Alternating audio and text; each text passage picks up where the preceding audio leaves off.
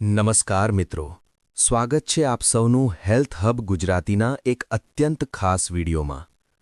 જો તમારી ઉંમર 65, 70 કે 80 વર્ષ વટાવી ચૂકી છે અને હવે તમારા પગ પહેલા જેવી તાકાતથી તમારો સાથ નથી આપી રહ્યા, જો ઘૂંટણ અને સાંધામાં અસહ્ય દુખાવો, જકડન અને વારંવાર આવતી નસની ખેંચ, ગોટલા ચડવા એ તમને ઘરની 4 દિવાલોની અંદર જ મર્યાદિત કરી દીધા છે, તો આ વાત સમજી લો કે આ સંદેશ સીધો ભગવાન તરફથી તમારા માટે જ આવ્યો છે.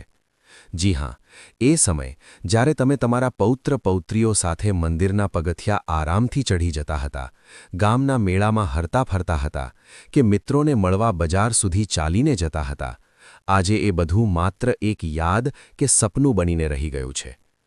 આજે સ્થિતિ એવી છે કે પોતાના જ ઘરમાં બાથરૂમ સુધી જવું પણ કોઈ મોટા યુદ્ધથી ઓછું નથી લાગતું. દરેક ડગલે દુખાવાની સોય ભોંકાતી હોય તેવું અનુભવાય છે અને પડી જવાનો ડર હંમેશા મનમાં રહે છે.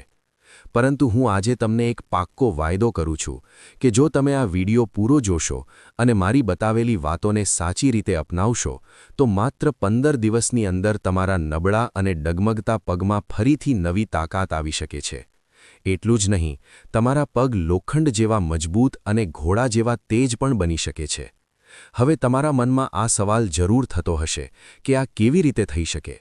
તો હું સાફ શબ્દોમાં કહી દઉં કે આમાં કોઈ જાદુ કે ચમત્કાર નથી, પરંતુ આ આયુર્વેદના એ 5 અમૂલ્ય નુસ્ખાઓની તાકાત છે જે મોટા ભાગે તમારા પોતાના રસોડામાં જ હાજર હોય છે. બસ જરૂર છે તેમને પાણીમાં પલાળીને ખાવાની સાચી રીતને સમજવાની.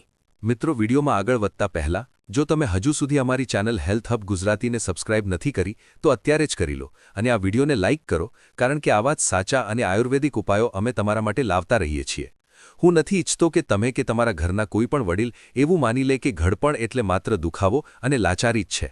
વિશ્વ સ્વાસ્થ્ય સંગઠન WHOના 2025ના રિપોર્ટ મુજબ 70%થી વધુ વડીલોમાં પગની નબળાઈ અને દુખાવાનું મુખ્ય કારણ કેલ્શિયમ, વિટામિન ડી અને પ્રોટીનની ભારે ઉણપ હોય છે, નહીં કે કોઈ અસાધ્ય બીમારી. તે જ સમયે એમ્સ દિલ્હીના એક અભ્યાસમાં જાણવા મળ્યું છે કે સાચો ખોરાક સાચી રીતે લેવાથી 90 વર્ષની ઉંમરે પણ હાડકાની મજબૂતીને 60% સુધી વધારી શકાય છે. તો શું તમે એક ખાસ રીત જાણવા તૈયાર છો જે તમારા પગમાંથી દુખાવો અને જકડન ધીરે ધીરે ખેંચીને ખતમ કરી શકે છે? શું તમે ઈચ્છો છો કે તમે પણ કોઈના સહારે વગર, ડગમગ્યા વગર તમારા પૌત્રનો હાથ પકડીને મંદિર સુધી ચાલીને જઈ શકો? જો તમારો જવાબ હા હોય તો આ વિડીયોને અંત સુધી જરૂર જોજો, કારણ કે આજે હું તમારી સાથે એવી 5 ખાસ વસ્તુઓ શેર કરવાનો છું જેમને પાણીમાં પલાળીને સવારે ખાવાથી તમારા હાડકાં એટલા મજબૂત થઈ શકે છે કે 90 વર્ષની ઉંમરે પણ તમારે ચાલવા માટે કોઈ લાકડીની જરૂર નહીં પડે અને ન તો કોઈ માણસના ટેકાની, બલકે તમે પોતાને ફરીથી દોડતા અનુભવી શકો છો. અને આ વિડીયોના અંતમાં હું તમને એવી 3 આયુર્વેદિક આદતો પણ જણાવીશ જે આ નુસ્ખાઓની અસરને 10 ગણી વધારી શકે છે. એટલે નીચે કોમેન્ટમાં જરૂર લખો હા, જો તમે પણ તમારા પગને લોખંડ જેવા મજબૂત બનાવવા માંગતા હો. સાથે એ પણ જરૂર જણાવજો કે તમે મને ક્યાંથી જોઈ રહ્યા છો. શું તમે અમદાવાદ, સુરત, રાજકોટ, વડોદરા કે જામનગરથી જોડાયેલા છો? હું દરેક કોમેન્ટ ધ્યાનથી વાંચું છું અને તમારી પ્રતિક્રિયાની રાહ જોઉં છું. પહેલો નુસ્ખો સાંભળીને તમે ખરેખર ચોંકી જશો, એટલે આ વિડીયોને વચ્ચેથી બિલકુલ છોડશો નહીં. મિત્રો, પગની લડખડાટ, ઘૂંટણનો દુખાવો અને આખો દિવસ બેસી રહ્યા પછી સાંધામાં અકડન આવવી એ કોઈ નાની સમસ્યા નથી.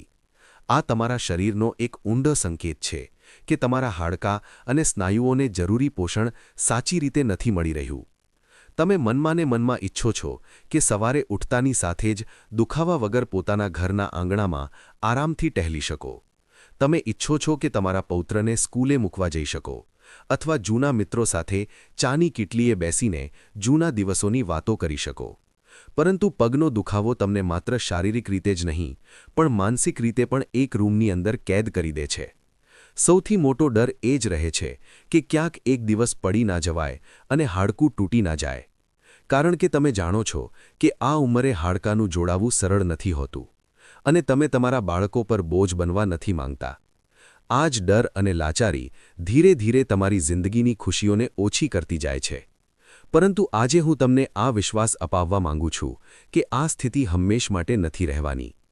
ટોક્યો જેરિયાટ્રિક ઇન્સ્ટિટ્યૂટના 2025ના સંશોધન મુજબ 75% વડીલોમાં હાડકાની નબળાઈનું અસલી કારણ ઉંમર વધવી નથી, પણ પોષક તત્વોનું શરીરમાં સાચી રીતે શોષણ, એબ્ઝોર્પ્શન ન થવું તે છે.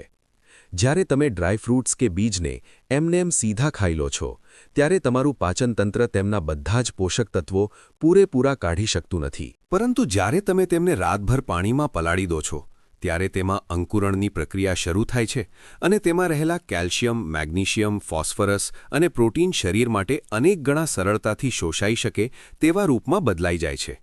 આ જ કારણે પલાળેલી વસ્તુઓ એક કુદરતી દવા જેવું કામ કરવા લાગે છે.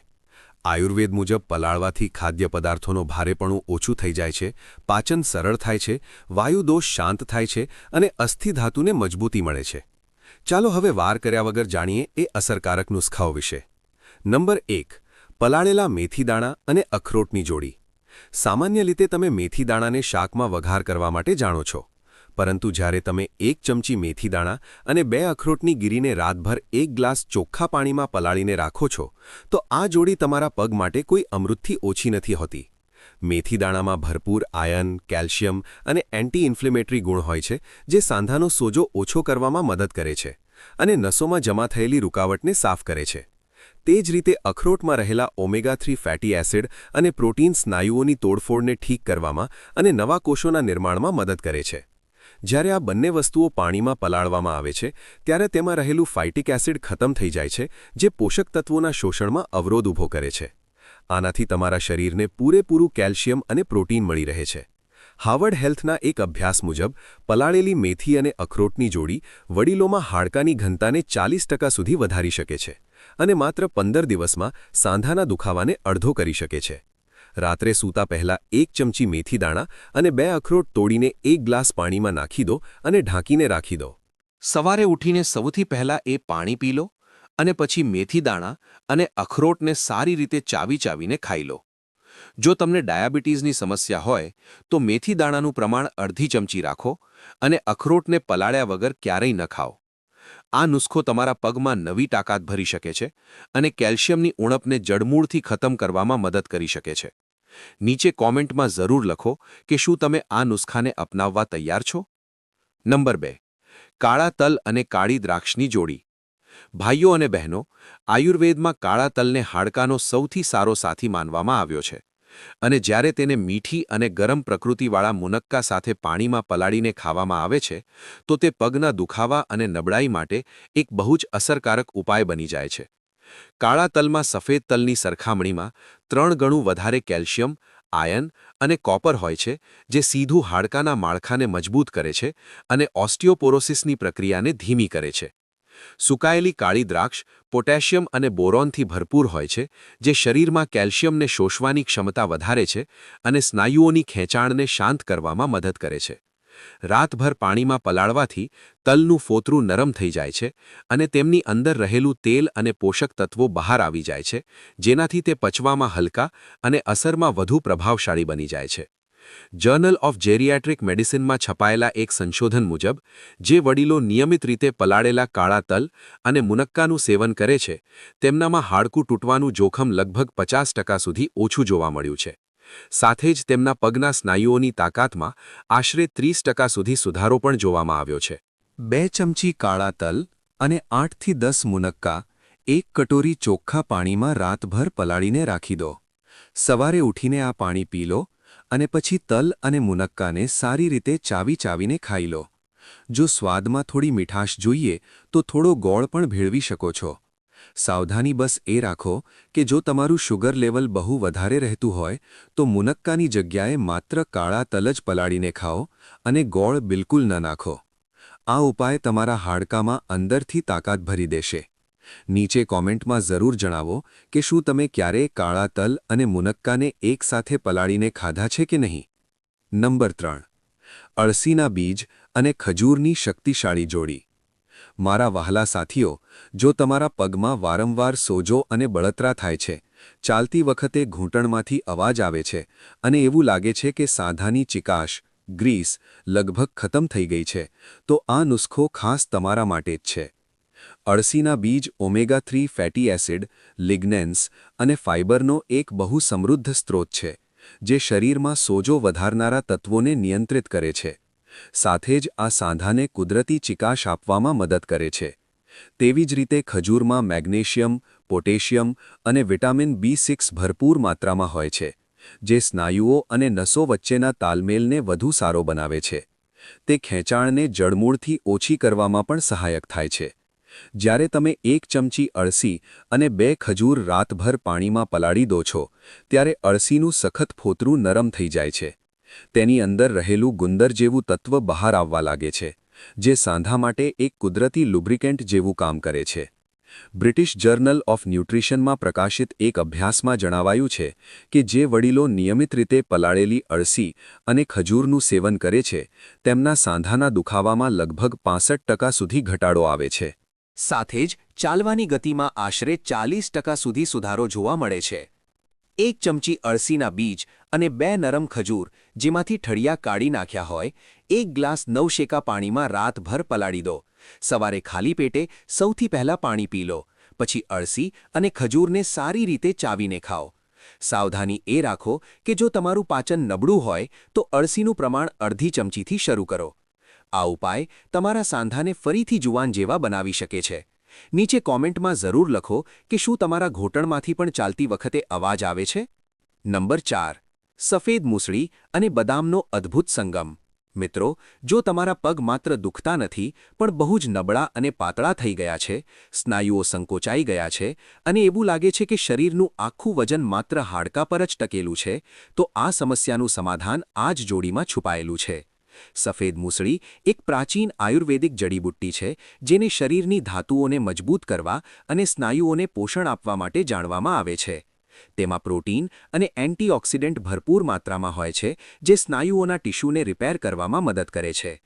બદામ વિટામિન E, મેગ્નેશિયમ અને હેલ્ધી ફેટનો ખજાનો છે, જે નસોને તાકાત આપે છે. તે શરીરમાં ઊર્જાનું સ્તર વધારવામાં પણ બહુ સહાયક હોય છે. જ્યારે તમે 10 ગ્રામ મૂસળીના મૂળ અને 5 બદામ રાતભર પાણીમાં પલાળી દો છો, ત્યારે મૂસળી તેના સક્રિય તત્વો પાણીમાં છોડી દે છે.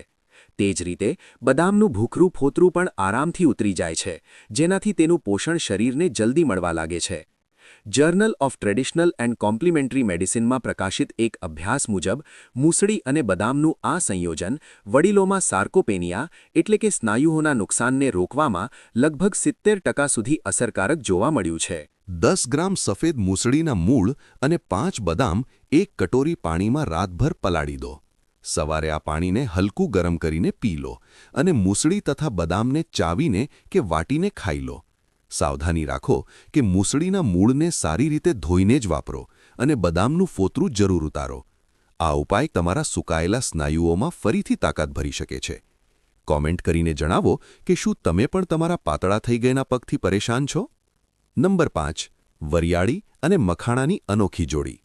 ભાઈઓ અને બહેનો, જો તમારી સમસ્યા રાતના સમયે પગમાં થતી તેજ ખેંચાણ અને બેચેની છે, જેના કારણે તમારી ઊંઘ વારંવાર ઉડી જાય છે અને દિવસભર થાક લાગે છે, તો આ ઉપાય તમારા માટે કોઈ વરદાનથી ઓછો નથી. વરિયાળીમાં એન્ટીસ્પાઝમોડિક ગુણ હોય છે, એટલે કે તે સ્નાયુઓના અનિચ્છનીય સંકુચનને રોકવામાં મદદ કરે છે. તેમાં રહેલું મેગ્નેશિયમ નસોને શાંત કરવાનું કામ કરે છે. મખાણા, જેને કમળના બીજ પણ કહેવાય છે, તે કેલ્શિયમ અને ફોસ્ફરસનો બહુ સારો સ્ત્રોત છે. તે હાડકાની ઘનતા વધારે છે અને શરીરને ઠંડક આપીને બળતરા શાંત કરે છે. જ્યારે તેમને રાતભર પાણીમાં પલાળી દેવામાં આવે છે, ત્યારે વરિયાળીનું તેલ અને મખાણાનું સ્ટાર્ચ પાણીમાં ભળી જાય છે. આ મિશ્રણ એક શક્તિશાળી નર્વ ટોનિક અને મસલ રિલેક્સન્ટ જેવું કામ કરે છે.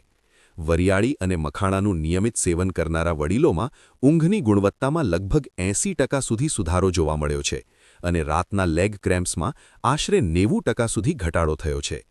1 ચમચી વરિયાળી અને 10થી 12 મખાણા 1 ગ્લાસ પાણીમાં રાતભર પલાળી દો. સવારે આ પાણીને ગાળીને પી લો અને પછી વરિયાળી અને મખાણાને ચાવીને ખાઈ લો. સ્વાદ માટે થોડી સાકર પણ ઉમેરી શકો છો, પરંતુ જો તમને ડાયાબિટીસ હોય તો સાકર ન નાખવી અને મખાણાનું પ્રમાણ ઓછું રાખવું. કોમેન્ટમાં જરૂર જણાવો કે શું તમે પણ રાત્રે પગની ખેંચાણથી જાગી જાઓ છો? તો આ હતા એ 5 અમૂલ્ય ઉપાયો, જેમને પાણીમાં પલાળીને સવારે ખાવાથી પગનો દુખાવો, નબળાઈ, જકડન અને ખેંચાણ ધીરે ધીરે જડમૂળથી ઓછી થઈ શકે છે. આ કોઈ મોંઘી સારવાર કે અઘરી પ્રક્રિયા નથી, પણ તમારા પોતાના રસોડામાંથી નીકળેલા સાધારણ ઉપાયો છે, જેમની તાકાતને આયુર્વેદ અને વિજ્ઞાન બંનેએ સ્વીકારી છે.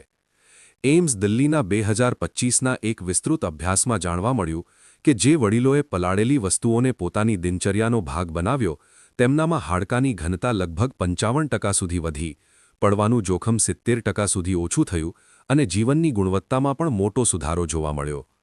આ ઉપાયો અપનાવીને હજારો વડીલોએ માત્ર પોતાના પગને મજબૂત નથી કર્યા પણ પોતાના જીવનમાં ફરીથી ખુશી અને આત્મવિશ્વાસ પણ પાછા લાવ્યા છે. હવે હું તમને 3 એવી આયુર્વેદિક આદતો બતાવવા માંગુ છું જે આ નુસ્ખાઓની અસરને અનેક ગણી વધારી શકે છે. પહેલી આદત: સવારે ઉઠીને ખાલી પેટે 1 ગ્લાસ નવશેકા પાણીમાં અડધું લીંબુ નીચોવીને પીવો. આનાથી શરીરના ઝેરી તત્વો બહાર નીકળે છે અને કેલ્શિયમના શોષણમાં મદદ મળે છે. બીજી આદત: રોજ સવારે તડકો નીકળ્યા પછી ઓછામાં ઓછી 15 મિનિટ સૂર્યના પ્રકાશમાં બેસો. આનાથી શરીરને કુદરતી વિટામિન ડી મળે છે જે હાડકાં માટે બહુ જરૂરી છે. ત્રીજી આદત: રાત્રે સૂતા પહેલાં 5 મિનિટ સુધી સરસવના તેલથી પગ અને ઘૂંટણની હળવી માલિશ કરો. આનાથી લોહીનું પરિભ્રમણ વધુ સારું થાય છે અને સ્નાયુઓને આરામ મળે છે. તમે આ 5 ઉપાયોમાંથી કોઈ પણ એકને પણ આજથી જ શરૂ કરો અને આ 3 આદતોને પોતાની દિનચર્યામાં શામેલ કરીને જુઓ. હું ભરોસો અપાવું છું કે આવનારા 15 દિવસમાં જ તમે તમારા શરીરમાં ફરક અનુભવશો. હવે મને જણાવો કે આ 5 નુસ્ખાઓમાંથી તમે સૌથી પહેલાં કયો અપનાવવા માંગશો અને શું તમે આ આદતોને તમારા રોજિંદા જીવનનો ભાગ બનાવશો? જો તમને આ વિડિયો ઉપયોગી લાગ્યો હોય તો તેને જરૂર લાઇક કરો, તમારા મિત્રો અને પરિવારના વડીલો સાથે શેર કરો અને અમારી ચેનલ હેલ્થ હબ ગુજરાતીને સબસ્ક્રાઇબ કરવાનું ભૂલતા નહીં, જેથી તમને આવી જ સ્વાસ્થ્ય સંબંધિત જાણકારી મળતી રહે. સ્વસ્થ રહો, મજબૂત રહો. ધન્યવાદ.